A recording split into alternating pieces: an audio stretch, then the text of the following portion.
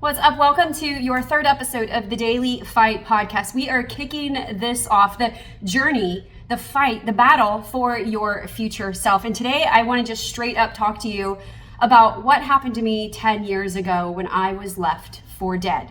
A lot of people wonder why I get so passionate about speaking up and communicating and advocating for yourself, about fighting for your future self. Where did this dream, this mission, where was it birthed from? Well, it was birthed from my own fight for my future self. And the truth is, I didn't realize how dead I was inside until the day that he told me I was dying. About 10 years ago, a rare infection was inside of me. It was in my blood and my bones, in my spine, in my hip, in my legs, and nobody could see it. It went overlooked by more than 8 different doctors.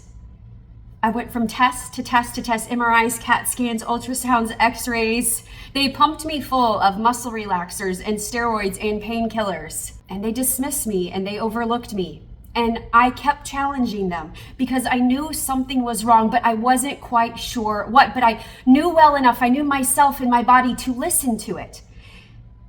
That something was wrong, that I was battling something inside of me, much bigger. And it was slowly killing me. Now, I think we're all fighting fights that people can't see.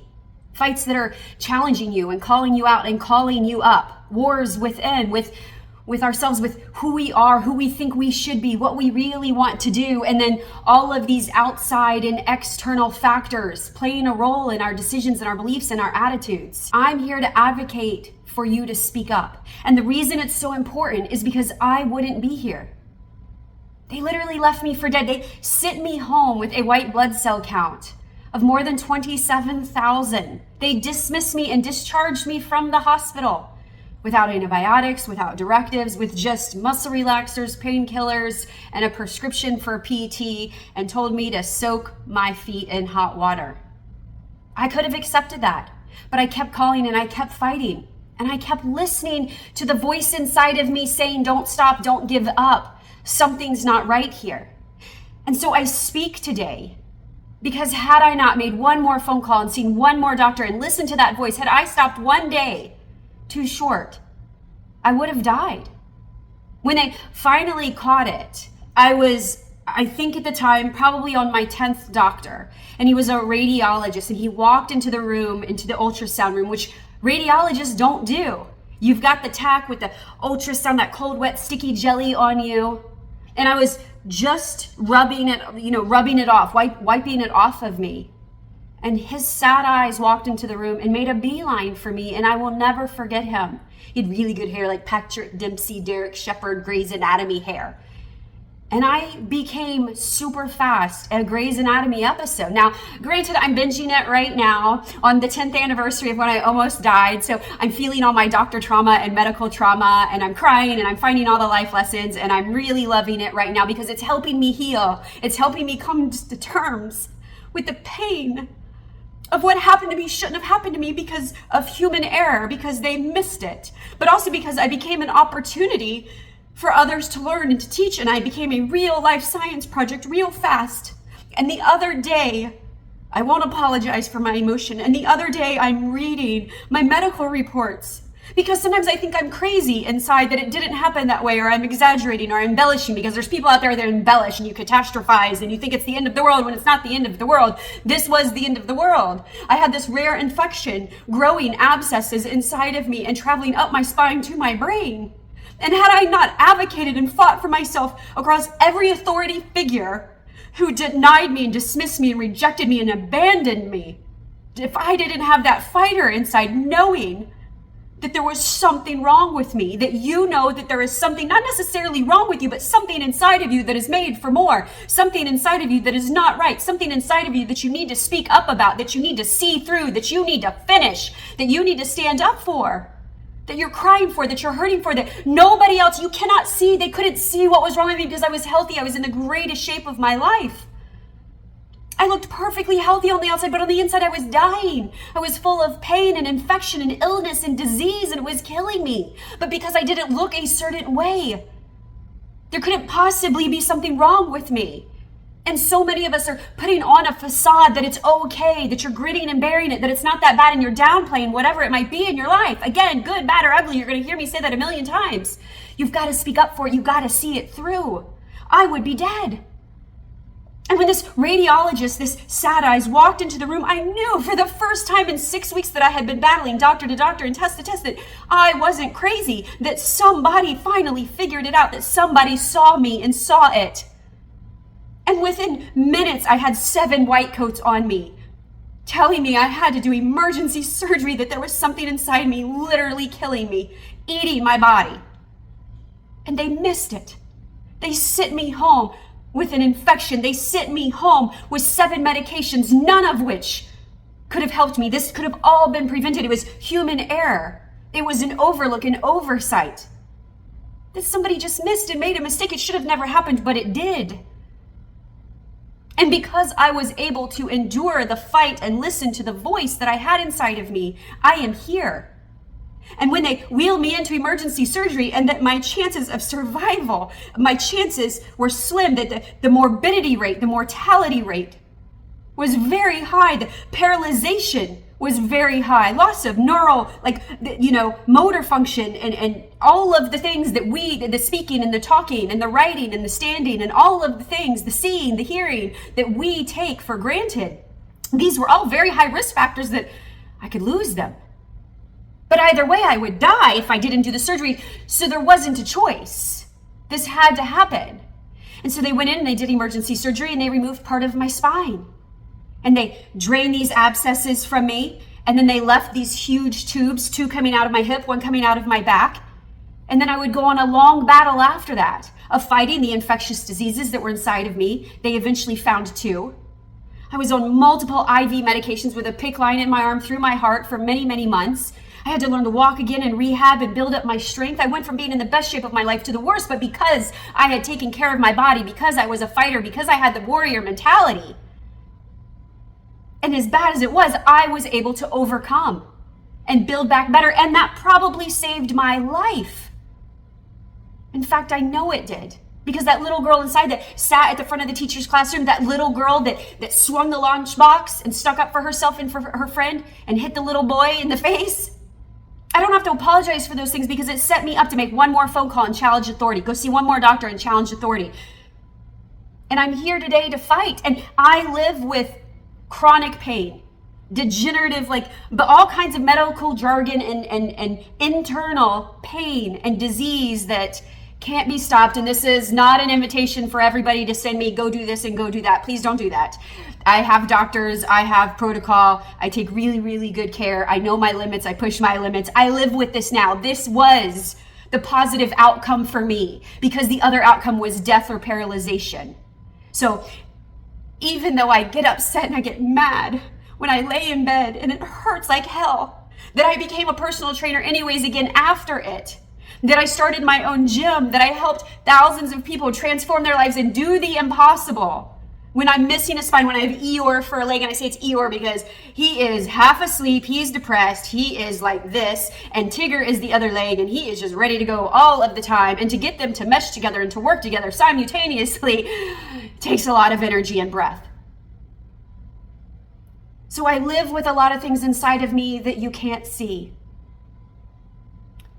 And I know you do too, whoever you are.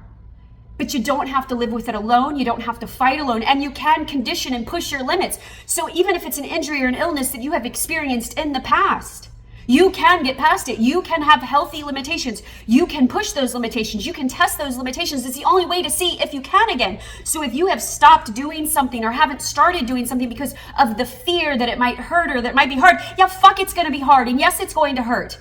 But the hurting of not knowing or never living or experiencing that again is worse. And mortality motivation is something that only somebody, I've been asked this before, and I did not coin this term, but it is something that I live with it.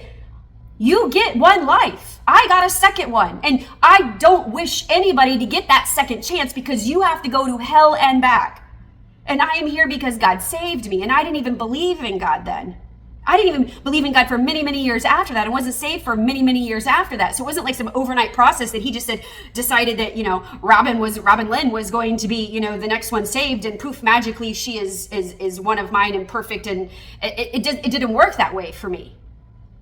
This was a lot of facing some really ugly giants in the mirror, of owning up to how truly dead I was inside before I even was literally dying of a disease and a rare infection.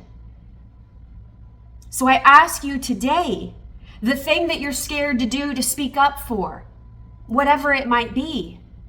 Or maybe it's just facing the reality that you feel dead inside, that you have no aliveness or energy or passion or adventure, that you're not really sure what you're living for. You feel like you have no purpose. Then you're in the right place with the Daily Fight podcast, because we're going to be talking about all these things and discussing all of these things as a whole. So I hope that you'll follow me on social media, Robin Tanner Coaching, on Instagram, on Facebook, on YouTube. I hope that you will subscribe and follow and like and rate these podcasts and help me grow this community of resilient warriors, even if you don't feel like one right now. We're going to train you up and condition you, because even though I've always been like this fighter and warrior and overcomer and very tenacious personality, I have been through some struggles that have built that character and refined it and sharpened it. And I have helped others do the same thing, to do the impossible. But if you are secretly and silently hiding it inside, if you are hiding in plain sight like I was, you don't even realize the standard on the other side of the fight. It's amazing. It doesn't mean that it doesn't hurt and it's not painful. But there's more glory, there's more freedom, there's more peace, there's more power, there's more integrity and respect, that you are who you are and you are authentically you. And that you can challenge authority and you can speak up for yourself and you can call people out and you can call yourself out. And you can, by doing that, it raises you, it calls you up. It calls you up to fully be you. And training yourself to do that in a way that is not abrasive or rude or obnoxious. That's a skill that you learn and that you practice, that you develop. And I help you do that through my coaching program. So I hope that you will join me, go through the story notes and find some of the free resources. Get on my mailing list, robintanner.com/subscribe, so that you can get the Weekly Warrior newsletter, so that I can help you with a different thought process and perspective of how to take your pain and how to take your trauma and use it to propel you forward passionately. Because if you are passionate about something, there's a reason why it's been given to you, so that you can share it. And it might not be for the world. You're like, and that's okay. It doesn't have to be. It could be for your child. It could be for your neighbor. It could be for your best friend. It could be for your coworker. You never know. It could just simply be for you. And that's cool too. In fact, that's the first person that it should be for. So I'm glad that I was left for dead. I'm glad that I had this fight. It hurts and I get mad and I get frustrated and I get pissed off. Still, 10 years later. But I don't sit in it. I use it to remind me. In fact, the past 6 months, I've been pretty frustrated with God. I've been pretty frustrated with my situation, with the valley, with the dryness, am I doing all the right things? Do you hear me? Where you're putting in the work and you're putting in the reps and you're conditioning, whatever it might be, whether it's in the gym or the workplace or home, in your marriage or with yourself, but nothing is happening. And you're like, why am I not seeing results? Why is nothing happening? Why is nothing moving? This taught me endurance and to be patient through the endurance, because when I had to learn to walk again and do PT, I showed up every day with my therapist, every day that I had PT, and I asked for more. I asked for one more. And I used to get mad at the people that were there in PT and they didn't want to be there and they were upset about it. We'd just been given the second chance at life, the second chance at redemption, the second chance at rebuilding and rebirthing yourself. And there's something that happens in you that does die, that is never the same again. You got to grieve that old person, especially when it's a trauma or a pain or an illness or an injury, or it's an insight. It could be your mental health, whatever it might be. And that, yeah, you need counselors and you need doctors and you need therapists for that. And you need coaches to bring you forward, to mold you into who you want to be and where you want to go. But there's something that happens and shifts inside of you. And when you can grieve that, but then also see the beauty in it, because it really allows you to become and surface into the new person and the new life and the second chance that you were given because you went through that trauma and that pain, and that you're healing from it, that you're not sitting in it and suffering in it or still pissed off about it. You know, I'll do a podcast on the being the mad and the suffering well. That's coming soon. But like, If you've been there for a while, it's time for you to get up and put on your big girl panties and let's do something about it. Let's try again. A different doctor. It took me 9, 10 doctors. It took me 2 different hospitals. It took me 1, 2. I was at the same hospital 4 different times, and they still sent me home to die. At one point, I had 18 different diagnoses. 18 different, not possible. 18 different things wrong with me, and they still couldn't effing figure it out. I could have given up. It would have been so easy, and I wouldn't be here today. But I didn't. It was one more phone call, one more hospital, and a bunch more tests. And then that one radiologist that walked in and sat down and held my hand and told me, that had the balls to tell me the truth. And then that was it. I didn't get a chance to say goodbye to the old life or hold on to pieces of it and second guess. It was do or die. Let's go. So if you're in that place, you can push the edges, you can test the limits, you can challenge the authority. You don't have to accept the labels. You don't have to accept the diagnosis. You don't have to accept all of the medications. You don't have to accept what somebody else says about you. You can keep going. If you feel it is uneasy, if you feel it is not right, if it is not unsettled in you, if you do not feel secure in the opinions, in the guidance, in the wisdom, in the knowledge, if you don't have that inner peace, it is not right. Do not settle for that. Wake your warrior and fight for it today. That is your daily fight. On this, I don't know what day it is, but it's a good day to have a good day for your future self. So let's fight. My name is Robin Tanner, and I am your host on this journey as you forge the fighter inside of you. Peace out.